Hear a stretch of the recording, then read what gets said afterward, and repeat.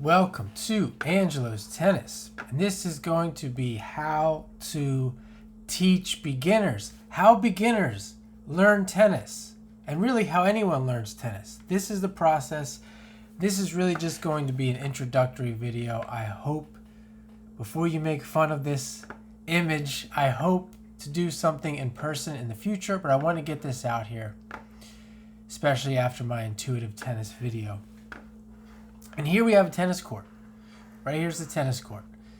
And I'm going to continue to... I started making my tennis court. I'm going to continue making my tennis court. But this is your full-size tennis court right here. Got this blue rectangle. And here we have a line, a net, separating the two sides. Okay? And we're going to start with the base beginner. And anyone can do this, but really we're talking about 2-year-olds. But anyone can do this. I did this as a kid all the time. I did this as a teenager. I loved it. And what we're talking about is using this line and a ball and using our hands and hitting over that line. And what ball did we use? We used a balloon. That's the first tennis ball, is a balloon. And the thing is, with a balloon, you can actually cater this to the learner. You can make the balloon very slow. You can make it a little bit faster. And you start with your hand. And you go from there, and you go from hand to racket or paddle, some kind of small racket or paddle. But you got to start with the hand. Use your right hand, use your left hand. And you play a little game. Who can score? Who can get the balloon to land on the opponent's side without the opponent touching it with their hand and sending it over the net?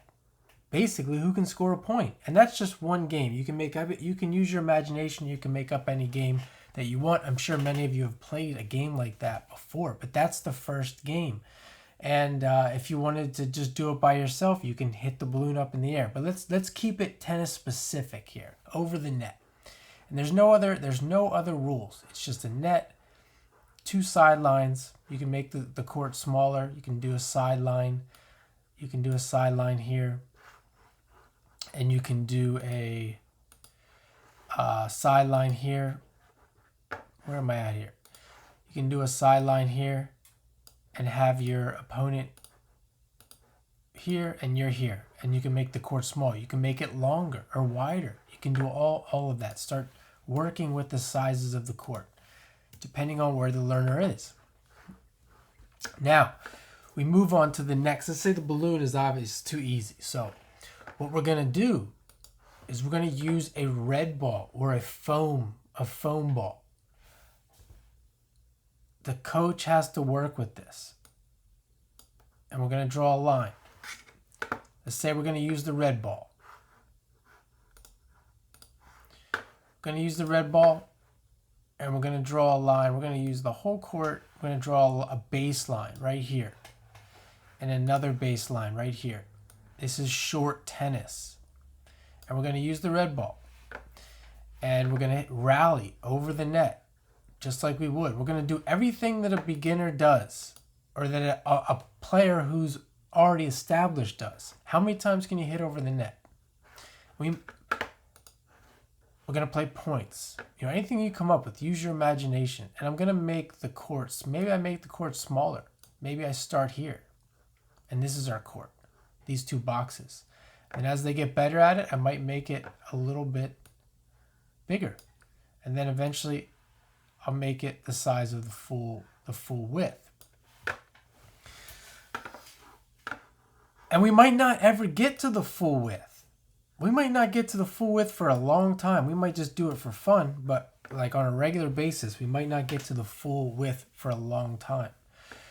And this is another thing that people do. They go too fast. For example, I've heard people say this over and over and over again. They're really good with the play and stay, with the quick start, and then they add this at the end. And then when they get to be 8 or 9, they can go full court.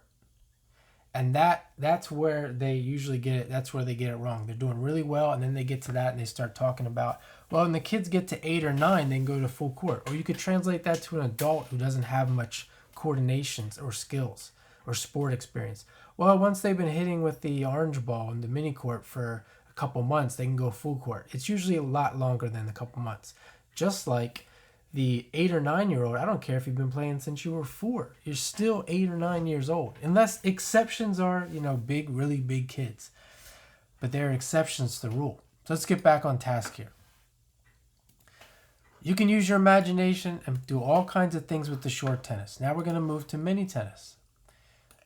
And we might even use different balls on short tennis. If you're obsessed with the yellow ball, maybe you do yellow ball on the short court. And now we move to mini tennis, and we're going to stick with the red ball. We're going to stick with the red ball. We might use some orange ball. It's all fun and games right now. We're going to learn how to serve from here. We're going to learn how to volley from here. We're going to learn how to do topspin from here. This is all play-based. There's no feeding. And here's the thing. If the coach has to step in, if you're playing here, and the coach has to step in and correct the player and teach them how to hold the racket, how to swing, etc., this is too difficult. And what has to happen, the coach made a mistake. We don't have to say it's a mistake, but the coach did a little experiment, the player didn't experiment, and they were wrong. And now we go back to short tennis. Or maybe we get a little bit bigger short tennis. And we stick with this. We go back to this. And maybe we do some exercises, new exercises here. Until we try again and we come back to mini tennis. But like I said, if you feel like you have to step in and fix the player, it's too hard. You're making it too hard. It's like the 2-year-old with the balloon. If you have to step in and correct the 2-year-old on how to hold the racket, and they're missing all the time, they're constantly missing, you have to give them the perfect feed, etc. It's too hard. Back to the balloon. We'll wait until they're 3 or 4. Wait until their brain grows. Wait until they have a little growth spurt. They will, and you'll know it, and then you can move on to the next stage. So now we have mini tennis here. Beginners don't play enough mini tennis for a long enough time. And again, let's say you decide, okay, mini tennis is too easy. Now we're going orange ball. We're going orange ball here, 60 feet. And we get to 60 feet, and they're not having success. They're not having enough success to have fun and play a game. Then we go back to mini tennis. Maybe we do orange ball mini tennis, and we try to progress them from there. And when we're doing this too, we're getting them to incorporate the volley as soon as possible. This is not like the volley's hard, we don't do it. We incorporate the volley as soon as possible. And when you're playing with this scope here, you can easily do that. It's not separated. So then what do? Well, they've been playing 60 foot. They're pretty good at 60 foot. They can rally, they can serve, they can play, they can do 10 balls in a row. They can do cross courts. They can come to the net. And now we go full court. And we go green ball. Before we go yellow ball, we go green ball. And the same thing applies. If it's too hard, we go back to 60 foot and we stick with the green ball, 60 foot. Maybe we do some mini tennis, 60 green ball. See what I did there? Because oftentimes the full court is still too big. And we have to go back and get them used to the green ball on a smaller court. And then maybe we do yellow ball, smaller court. And we have this kind of back and forth here. And you may be asking yourself, well, when do they ever get to the yellow ball? They might not ever get to yellow ball. That's okay.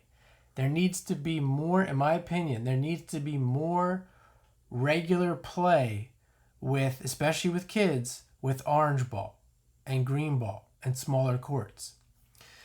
And as far as adults go, they might not want to go yellow ball. And maybe they do. Maybe after a year or two, they go yellow ball and that's it. But it doesn't change the fact that this is how they learn how to play in the beginning. And when they get here, full court, so we get rid of this. We get rid of these lines, and now we're full court green ball, and eventually we're full court yellow ball. And the thing is here, coaches don't like this. Traditional coaches, maybe subconsciously, fight this because you don't need a teaching pro to do this. The teaching pro becomes a coach. The teaching pro becomes a guide. They're a guide. And I'm not sure if that's why they fight it, but that's what they become, a coach, a guide, a counselor. Here we got our serve center line there.